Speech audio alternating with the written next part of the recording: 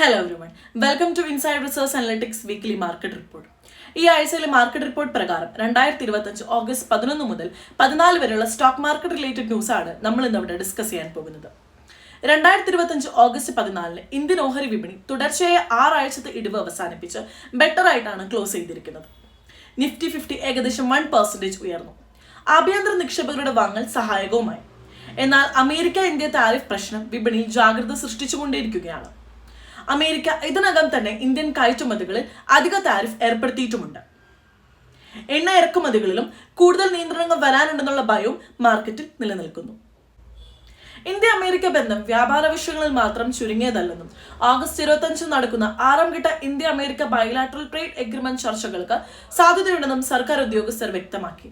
എന്നാൽ American president Trump Indian ഉൽപ്പന്നങ്ങളിൽ 50% വരെ താരിഫ് ഏർപ്പെടുത്തിയതോടെ സംരംഭകർക്കും സ്റ്റാർട്ടപ്പ് നേതാക്കൾക്കും അമേരിക്കൻ വിപണിയിൽ നിന്നുള്ള ആശ്രയം കുറച്ച് സ്വയം പര്യാപ്തത വർദ്ധിപ്പിക്കണമെന്ന് ആവശ്യപ്പെട്ടിട്ടുണ്ട്.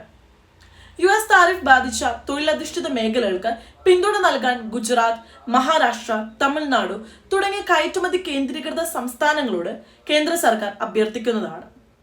അതോടൊപ്പം തന്നെ 200 കോടി രൂപയുടെ വേസ്റ്റ് ടു എനർജി പദ്ധതികൾക്കുള്ള സബ്സിഡി കുടിശ്ശിക തീർക്കാൻ പ്രവർത്തനവും ആരംഭിച്ചിട്ടുണ്ട്.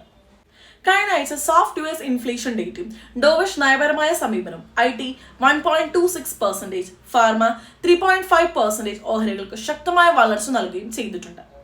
മറുവശത്ത് കൺസ്യൂമർ ഡ്യൂറബിൾസ് -5.9%, FMCG -4.5% എന്നീ മേഖലകളിൽ ഇടിവുണ്ടായി. വിപണിയുടെ മേഖലാടിസ്ഥാനത്തിലുള്ള പ്രകടനം ഭാവിയിലെ നിക്ഷേപ സാധ്യതകളെ സൂചിപ്പിക്കുന്നതായി വിദഗ്ധർ വിലയിരുത്തുന്നു. FIS ആകട്ടെ 10,172 കോടി രൂപയ്ക്ക് ഓഹരികൾ സെൽ ചെയ്തിട്ടുണ്ട്. DIS 18,999 കോടി രൂപയ്ക്ക് ബൈ ചെയ്തു. നെറ്റ് നോക്കുമ്പോൾ 8,827 കോടി രൂപയ്ക്കാണ് ബൈ ചെയ്തിട്ടുള്ളത്. ലോകമെമ്പാടും ഓഹരി വിപണികൾ കഴിഞ്ഞ ആഴ്ച നല്ല പ്രകടനം കാഴ്ചവെച്ചിട്ടുണ്ട്. എങ്കിലും US താരിഫ് സംബന്ധമായ അനിശ്ചിതത്വം നിലനിൽക്കുന്നു. അമേരിക്കൻ സൂചികളായ ഡോ ജോൺസ് 1.65%, S&P 500 1.92% എന്നിങ്ങനെ ശക്തമായ വളർച്ച കാഴ്ചവെച്ചു. യൂറോപ്പിൽ FTSE 100 0.65%, ജർമ്മനിയിൽ DAX 0.32% എന്നിങ്ങനെ വളർച്ചയുണ്ടായി. ഏഷ്യയിൽ ജപ്പാൻ നിക്കായ് 4.55% ശക്തമായി ഉയർന്നപ്പോൾ ഹോങ്കോങ് സെങ്ങായ് 1.75%, ഷങ്കായ് കോമ്പോസിറ്റ് 1.34% ഉയർന്നു.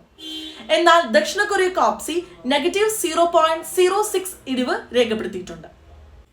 അമേരിക്കയുടെ ഉയർന്ന താരിഫുകൾ ഇന്ത്യൻ കയറ്റുമതികൾക്ക് വെല്ലുവിളി സൃഷ്ടിച്ചാലും സർക്കാർ ആഭ്യന്തര ഉൽപാദനം വർദ്ധിപ്പിക്കൽ, തൊഴിൽ കേന്ദ്രീകൃത മേഖലകൾക്ക് പിന്തുണ നൽകാൻ കാർഷികവും ഊർജിത മേഖലയിലും മാറ്റങ്ങൾ കൊണ്ടുവരാൻ കേന്ദ്ര സർക്കാർ ശ്രമിച്ചുകൊണ്ടേയിരിക്കുകയാണ്.